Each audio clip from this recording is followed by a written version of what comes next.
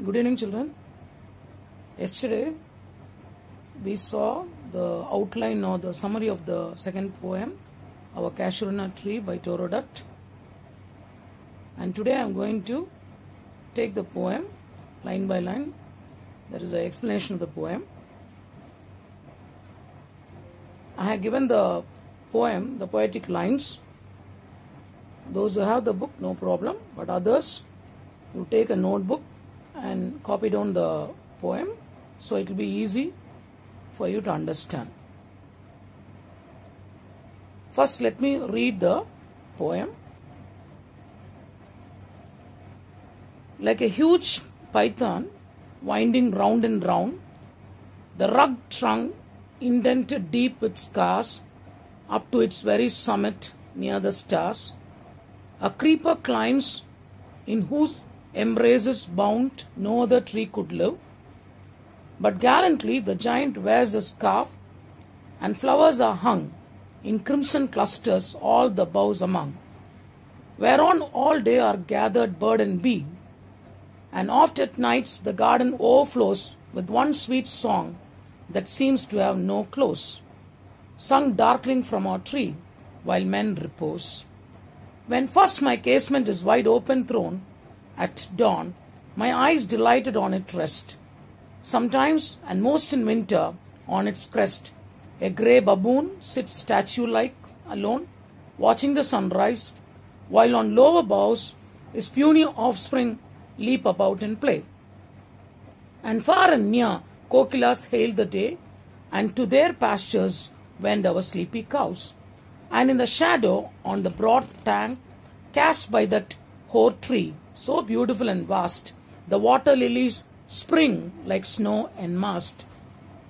But not because of its magnificence, dear is the casuarina to my soul. Beneath it we have played, though years may roll, O sweet companions, loud with love intense. For your sakes shall the tree be ever dear, blent with your images it shall arise in memory, till the hot tears blind my eyes. What is that dirge-like murmur that I hear, like the sea breaking on a shingle beach? It is the tree's lament, an eerie speech, that haply to the unknown land may reach. Unknown, yet well known to the eye of faith. Ha! I have heard that wail far, far away, in distant lands, by many a sheltered babe. When slumbered in his cave the water wraith, and the waves gently kissed the classic shore of France or Italy.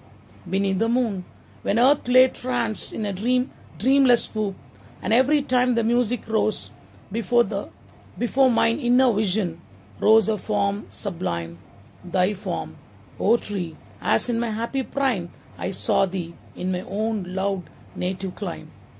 Therefore, fain would consecrate a lay unto thy honor, tree, beloved of those who now in blessed sleep for aye repose, dearer than life to me, alas, were they. Mayest thou be numbered when my days are done, with the deathless trees like those in Borrowdale, under whose awful branches lingered pale fear, trembling hope, and death the skeleton, and time the shadow. And though weak the verse that to thy beauty fain, oh, fain rehearse, may love defend thee from oblivion's curse. So this is the poetic lines. Now I'll take line by line. Before that, this poem is written by Torodutt, a Bengali poetess. She gives her own experience. It is an autobiographical poem which has a sentimental touch. A reminiscent. Reminiscent means recollection of a past childhood memories. And already I told about the casuarina tree is a deciduous tree which lives for a long period and grew to a height of 100 meters.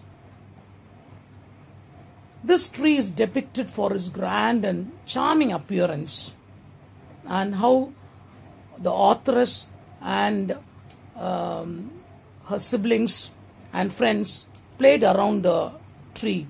That is the childhood memories which is depicted in the poem. like a huge python winding round and round. Like, the first line you can see the word like. Like a huge python. Python here is a snake, a big snake, winding round and round. So something is winding, whirling round and round the tree. The rugged trunk, indented deep with scars. Now it tells about the trunk of the tree, the stem of the tree, which is rugged. Rugged means very rough, uneven. Indented, it is divided with deep scars, like wounds, okay, in a zigzag manner. The stem is not smooth, the trunk is not smooth, it is in an uneven manner, and something is winding around the trunk up to its very summit. So this, okay, plant or a creeper is winding round and round till the very summit. Summit means top of the tree, up to its very summit near the stars. That is as if the tree is touching the stars or the sky. It is a hyperbole. Okay, the figure of speech is hyperbole. And first line you can see like, so it is not a snake, it is a creeper. A creeper climbs in whose embraces bound no other tree could live. So this creeper you might have learned in biology, a climber or creeper, which needs the support of other plants. So this creeper is getting the support of the cashew nut tree. So the creeper is compared to a snake, like a huge python winding round and round. The creeper is whirling round and round the rugged trunk till the summit. So up to its very summit near the stars, that means the tree is a very tall and very strong tree. As if when you see the tree, you can see as if it is going to touch the sky or stars. So it is hyperbole. What is hyperbole? An exaggeration. The tree is not touching the sky or stars, but just an exaggeration. And the first line again you can see alliteration. Alliteration, you know, repetition of consonant sound in the nearby words. So round and round. Ra sound is repeated in the words round and round. Unlike, it is a simile. Okay, the creeper is compared to a python. And another figure of speech is there, zoomorphism. Zoomorphism means describing the creeper in animal terms. Here the creeper is compared or described in animal terms, and it also shows the movement. Okay, as if the snake is moving, the creeper is moving like a snake. It shows the movement, and this is called as zoomorphism. A creeper climbs in whose embraces bound no other tree could live. A creeper climbs in whose embraces. The creeper is holding the tree very tightly. Embraces mean the hug of the creeper. The hug of the creeper cannot be withstand by any other tree than cashew nut tree. A creeper climbs in whose embraces, whose hug cannot be withstand by other trees. No other tree could live. But gallantly the giant wears the scarf. But gallantly, no other tree could withstand the hold of the creeper. But gallantly means bravely, heroically, the cashew nut tree, it bears the hold of the creeper. But gallantly the giant wears the scarf. So the giant here referred to the cashew nut tree, which is so tall and strong and big. The giant wears a scarf. So again you can see a comparison. First the creeper means a plant is compared, which gets the support of other trees. So first the creeper is compared to a python, a snake, and here it is compared to a scarf, a colorful scarf. Scarf, you know, in winter season we wear around sometimes around the neck to bear the cold. Say like a colorful scarf. The giant wears a scarf and flowers are hung in crimson clusters. So that creeper has many beautiful crimson red color flowers in group. Clusters mean in group. In crimson clusters, all the boughs among, in all the branches, boughs mean branches, the creeper is whirling round and round. Okay, winding round and round, and the creeper is the creeper plant is having so many beautiful crimson color, red color. Crimson means red color flowers, like a scarf having beautiful flowers. The creeper is compared to a scarf. The giant wears a scarf. Giant is the tree and scarf is the creeper. And the giant wears a scarf and flowers are hung in crimson clusters. All the boughs, branches, you can see the creeper winding round and round. Whereon all day are gathered bird and bee. And what are the other things you can see in that garden? All the day, morning time, you can see, these birds and bees, gathering around the tree and playing, singing. Whereon all day are gathered bird and bee. And often at nights, the garden overflows with one sweet song that seems to have no close. So daytime, the full daytime, you can see birds and bees, gathering around the tree and singing, chirping, playing. But what you can see, what could you see? During the night time, you can see the whole garden overflows with one sweet song. One sweet song is the song of the nightingale. The nightingale sings the whole night with one sweet song that seems to have no close. No close means no end at all. Nightingale song has no end at all. The whole day, the whole night it sings. With one sweet song that seems to have no close, no end at all. Sung darkling from our tree. In the dark hours of the night, the nightingale, the whole day it sings while men repose. So it's a time, night time is a time when human beings take rest. So men repose means they are at the state of rest. Repose means state of rest. So at that time, the nightingale, sings beautiful, songs, the sound of the nightingale. When first my casement is wide open thrown at dawn, my eyes delighted on it rest. Morning time when the poetess, I told you this poem is an experience, poet's experience. So morning time, so my here, Torodat. When first my casement here, a window you can see both the sides you can open. But here, where casement means the window opens like a door. One side, it is fixed on one side.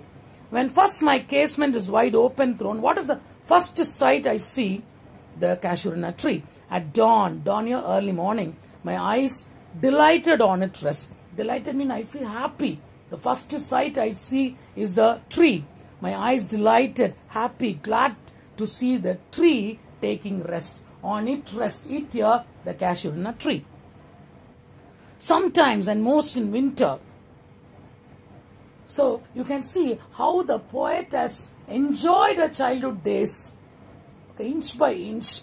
So winter season, how the tree looks, how the garden looks during winter season. Sometimes and most in winter, on its crest. On its crest means the head portion of the tree, the topmost portion of the tree. Crest means the head of the tree. On its here, casuarina tree, its crest, a grey baboon. Baboon is a large monkey, a big monkey with a short tail. Mostly you can see these monkeys in Africa and in some parts of Asia also.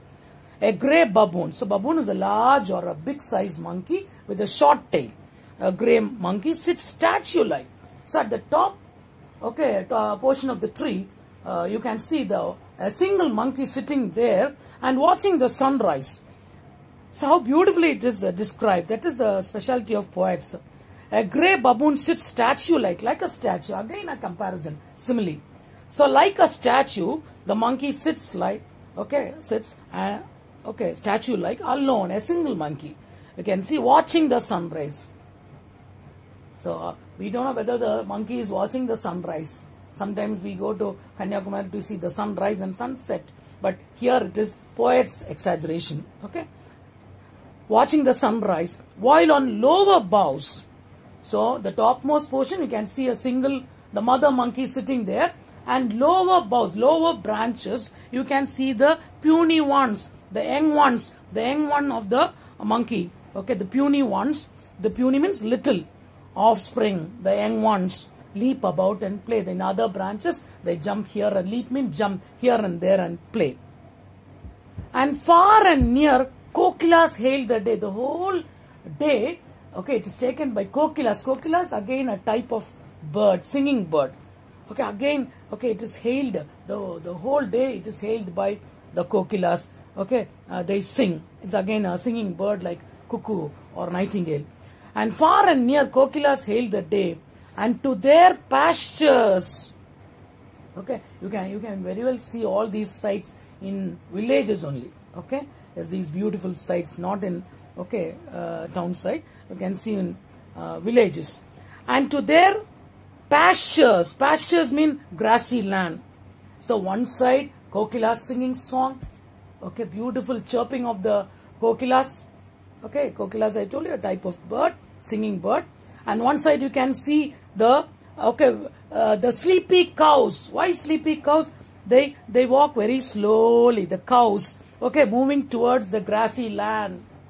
Okay, pastures here, grassy land. Wend means stroll. Okay, very slow walk. They are not in a rush. Okay, very slowly. Okay, that's why the word sleepy cows. And to their pastures, grassy land. Okay, they move. Stroll means they move very slowly. Okay, strolling, moving. Our sleepy cows. And in the shadow on the broad tank cast by that hoar tree. And in the shadow on the broad tank. Broad tank means you can see a pond, a lake or pond nearby. Okay, and there you can see, in that pond you can see the shadow of the tree. Okay, cast means thrown. Okay, thrown. And the shadow on the broad tank cast by that hoar tree. Okay, hoar tree means, hoar means, fully the tree. It's the winter season. The tree is covered by white frost. Not like, so this is, she tells about, I told you, she's a Bengali poet, and she tells about India. But during winter season, how the north side looks. Okay, hoar, western countries, you can see the tree will be fully covered by snow. You cannot see an inch of, green, anywhere. Fully it will be covered by silvery, frost or, snow. But here, you can see hoar tree, by that hoar tree. The shadow is cast, thrown by that hoar tree. Hoar tree means you can see only deposits of snow. Not fully covered by snow. Here and there, it is called as, feathery frost. Feathery frost. Like feather. Okay, here and there. Okay. Tamil solona or tuval mari. Okay. Tuvir. The snow is, thrown here and there. Okay, because it is winter season. By that hoar tree. Hoar mean white frost. Okay, white deposits of white frost here and there on the tree. And in the shadow on the broad tank, broad tank means pond, cast, thrown by that hoar tree, so beautiful and vast, the water lilies spring like snow and mass. So on the top of the tree you can see, light snow. Okay, here and there you can see white deposits of snow. And on the water, on the pond, what you can see, the water lilies, white color lilies, fully, winter season you can see, the whole pond is covered by white lilies, and it is like snow enmassed. Snow enmassed means, enmassed means amazed, amassed. Amassed means a collection of snow, plenty of snow. It is not actually snow, it is white lilies. Okay, the pond is fully covered by white lilies, but it looked like snow covered, fully covered by snow. Amassed means collection of snow, plenty of snow. Can you understand, children? Yes, the water lilies. It's not snow, it is water lilies. The pond is fully covered by white water lilies, white, okay, flower. And it is like snow. Again, a simile there. Okay, it is like snow. En masse means amassed. Amassed means plenty. Okay, full of, okay, yes, a collection of snow. So these are the beautiful sight, okay, the authors sees in winter season, during winter. But not because of its magnificence, dear is a casuarina to my soul. Again, you can see that word but. She gives a beautiful appearance of the, the glorious or grand, okay, appearance of the tree. And the next word she uses, but. But is a contradictory word. The tree is beautiful, okay, the scenery is beautiful, okay, the morning time or daytime or night time is so beautiful, but not because of its magnificence. I like the tree. Not because of its magnificence. Magnificent, huge appearance of the tree. Okay, the big tree, magnificent tree. Not that because the tree is so big, I like the tree. No, but not because of its again, tree's magnificence. Dear is the casuarina to my soul. Because I like the tree because the tree is so magnificent, so glorious, so grand. No, not because of, okay, moving around, okay, round and round the tree. We have played a lot. So beneath it, we have played. That is why I like this, okay, tree very much, and it is very dear to my heart and soul.